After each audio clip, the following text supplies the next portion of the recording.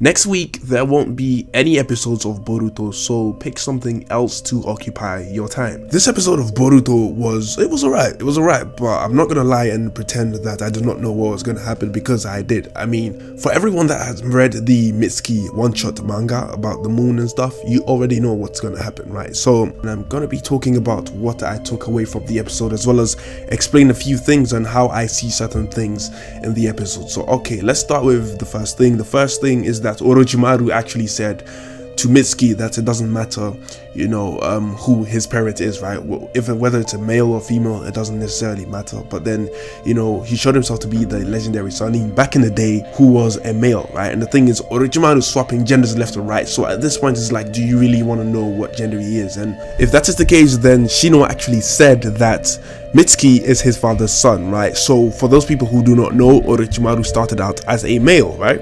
And since that is the case, he is his father's son. But you know, throughout times, he mastered a new jutsu, and you know, one of his scientific experiments, which he used to swap himself between people. So he would, you know, he would become this thing that looked like a snake, and then he would take over host from host to host. And the thing is, since Orochimaru is so fucked up, he doesn't even care which host it is, whether the host is male or female. He doesn't necessarily care. That begs the question though, how did Orochimaru create Mitsuki? We already know that he uses all these test tube things and all that kind of stuff to create people, right? To create synthetic humans, right? But the question is Mitsuki actually genetically related? And then if that's the case, then he probably stole eggs from a woman, and then he implanted his shit in there and then made it grow in like a tube or something, and then Mitsuki actually grew into a synthetic human. Now the question is, was Mitsuki created to look like what he looks like right now, or was he first created into like a baby, and then Orochimaru gradually took care of Mitsuki until he grew to this age? And also, what's the deal with Locke? I mean, he's already grown up, right? So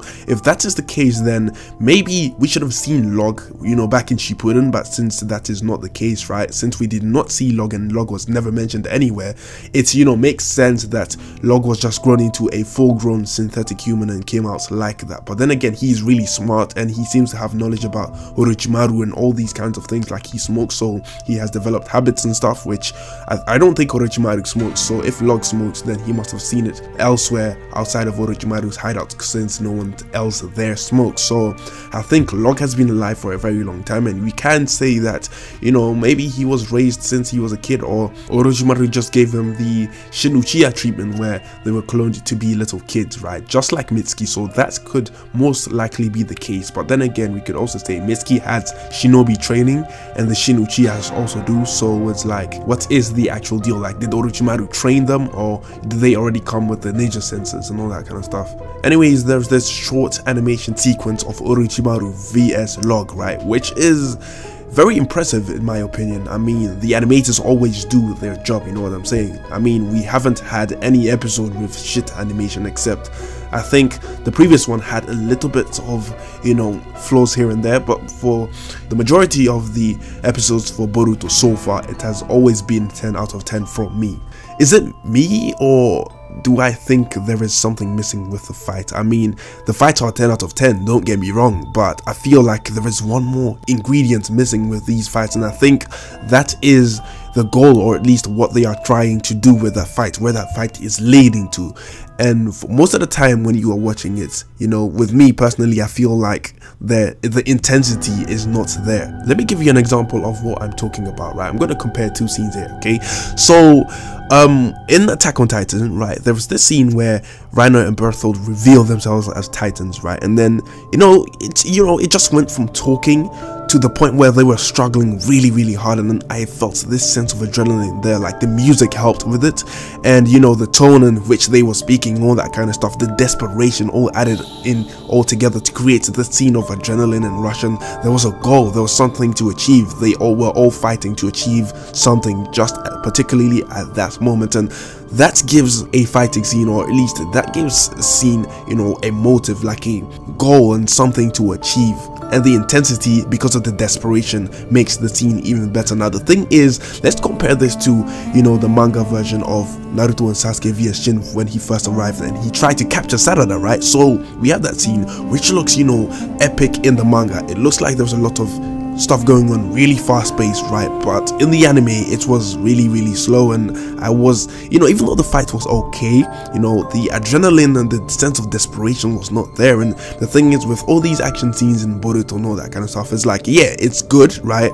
But the whole sense of adrenaline is just not there. And I think most of the time it has to do with the music, because the music, does not hype you up or does not hype up the situation, and it's mostly slow, right? And I think maybe this show just lacks a lot of build up in terms of the characters and what's about to happen later in the future.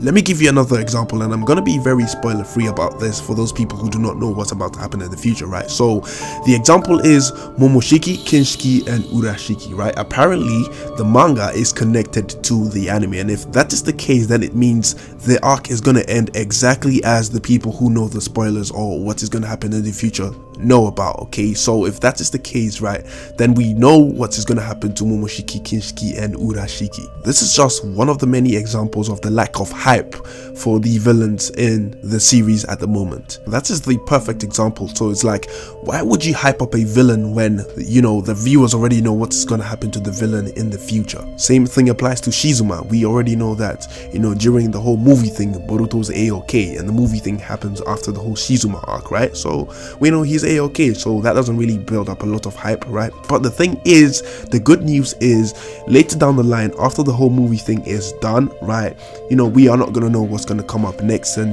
what is gonna happen, kind of thing. So that is gonna fix the issue after the anime surpasses the manga, which it will, because the manga is monthly, right? So once that surpasses the manga, I don't know what's gonna happen with the manga, but with the anime is gonna get a bit more exciting, since we do not know what to expect, and it is the surprises that make the show, and not just the everyday filler episodes and slice of life aspects that are added to the show. We get Locke and Orochimaru arguing, right, which is apparently supposed to build up intensity, which it didn't. Personally, to me, I don't know if it applies to you, but to me it did not build any intensity. And I think the whole Sage Mode thing was really impressive. I think that was like the best part of the episode, or at least the highlight of the episode, because of the speed that Mitsuki goes into when he uses that Sage Mode. I thought that scene was really awesome, and that was the only scene that got the adrenaline up, but that was pretty much it. There was this exchange between Orochimaru and Locke after Mitsuki escapes with the key and the seed, right? And then the thing is that Locke, I think, most likely has been just one of Orochimaru's followers, since he was just created as a synthetic human. So I think that Locke was more of an experiment, whether creating someone as capable as Mitsuki is possible or not. And if that was the case, then Orochimaru will run a few tests, and because of that, because of Locke being close to Orochimaru, he turned out to be who he is, right? And I think that Orochimaru actually wanted a kid who would go out there and make a life for themselves, and I think that is what he wanted for Mitsuki. Hence why he made Mitsuki go through all these improvised scenes in order for him to say, okay, instead of choosing one side, which he did most of the time, he decided to choose his own side, meaning that Mitsuki is ready to to choose his own path. And that is why he sent him to Boruto, because Boruto is the type of person to live life and help you grow as an individual. And the thing is, he has, Iwabe admitted it, Sumire admitted it, and a lot of other people also admitted it. So Boruto is, like I said, a leader. He has leadership skills, and he helps people figure out who they are. So the goal right now for Mitsuki is for him to follow Boruto, right? Personally, I don't think that's a good goal, right? Even though he is trying to learn about life, but you learn about life as you experience it, kind of thing. And I think that Boruto only serves as a person to guide him into the right direction, and that's about it, right? And if that's the case, then Mitsuki's not really gonna shine a lot. So I want to know what you guys think about the goal that he set for himself. Is it going to change in the future? And if it does, I want to know what it is, right? And then Boruto wants to become Sarada's right hand man, right? So if that is the case, then what does that mean? What is Boruto gonna strive for? What is he gonna do? But that is it for this review. There is another video coming up, so be sure to watch that once it drops. Hit that notification button if you haven't already, and have a look at Boruto in depth, in which I talk about things and increase your knowledge in Boruto as well as my own. And I want you guys' opinions on some of the theories in there, as well spoilers, things you missed for Boruto. I think I'm going to be bringing that back, right? Since a few people have been requesting that kind of stuff, so I'm going to probably bring that back. In order to feature yourself at the beginning of the video for best comments, all you have to do is say something funny or something thought-provoking or inspiring, and that's just pretty much it. With that being said, I have nothing more to say. Look at the videos at the end, and bye.